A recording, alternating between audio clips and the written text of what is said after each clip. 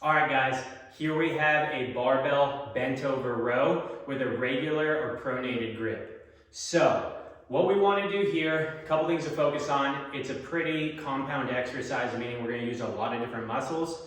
And typically we're going to go heavy, so we're really going to want to focus on our form here. When you go to set up for this exercise, it's going to mimic the position of a bench press. So when you go to place your hands, you're going to want to place them on the barbell so that they are always in line with your elbow as you go through the motion.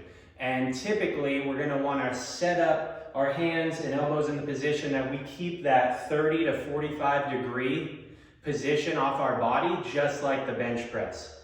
So when we go to set that, as I go out and come back, my hands are going to stay right underneath my elbows, and my elbows are going to keep the same degree away from my body. Then the second thing we really want to focus on is the position as we get down to the bar. Now, when we go to get down to the bar, you're going to have your feet, they're going to be hip width, so just underneath your hips.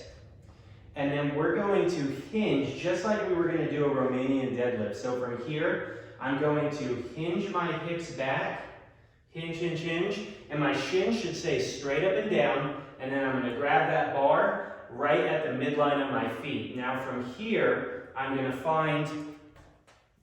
have that bar right over the center line of my feet. I'm going to place my hands on the bar just like I would setting up for a bench press.